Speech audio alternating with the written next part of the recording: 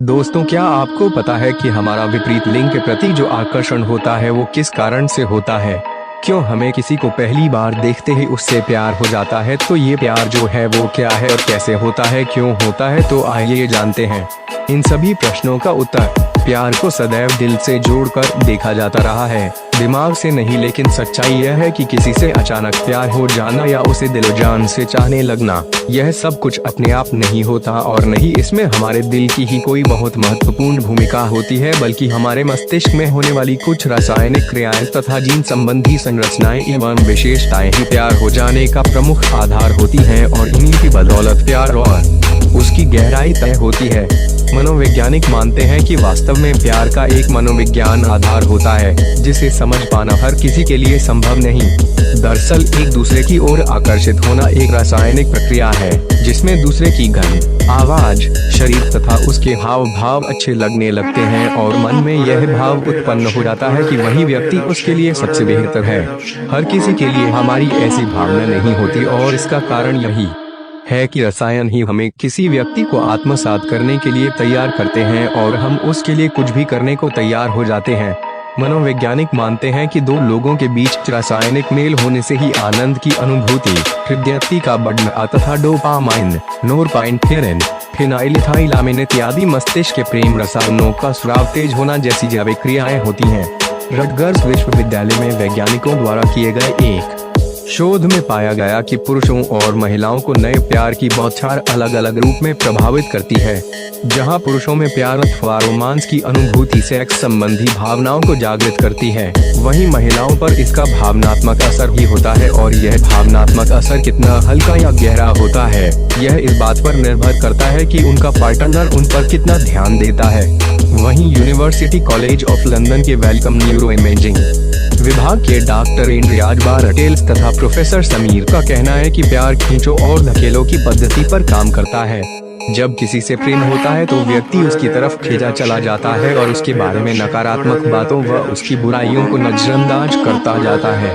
यह उसकी बुराइयों के प्रति आंख मूंदने या अंधा होने जैसा ही है और यही कारण है कि प्यार के बारे में अक्सर कहा जाता है कि प्यार अंधा होता है।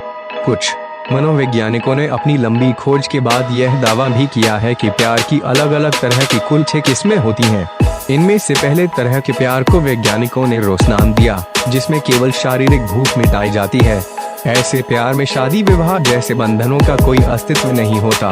प्यार की दूसरी किस्म को ल्यूड्स नाम दिया गया, जिसमें प्रेमी प्रेमिका के बीच हुई दोस्ती प्यार में बदलने लगती है, लेकिन इसमें गंभीरता का अभाव पाया जाता है। तीसरे तरह के प्यार अगापे में प्रेमी प्रेमिका के बीच एक अटूट प्रेम होता है और उनमें एक दूसरे पर मर मिटने तथा एक दूसरे के लिए बलिदान देने के लिए तत्पर रहने की भावना जन्म ले चुकी होती है। प्यार की मैनियक नामक अगली किस्म में प्रेमी प्रेमिका एक दूसरे को इस कदर चाहने लगते हैं कि वे अपने प्यार को हासिल न कर पाने की स्थिति में जान लेने अथवा जान देने के लिए भी तत्पर हो जाते हैं। यह एक तरह से प्यार का उन्मादी रूप होता है। प्यार की एक अन्य किस्म प्रेमा में प्रेमी प्रेमिका भावनाओं के समंदर में न बहकर पहले एक दूसरे के बारे में अच्छी तरह से जानकारी हासिल करते हैं और उसके बाद ही प्यार करने जैसा कदम उठाते हैं।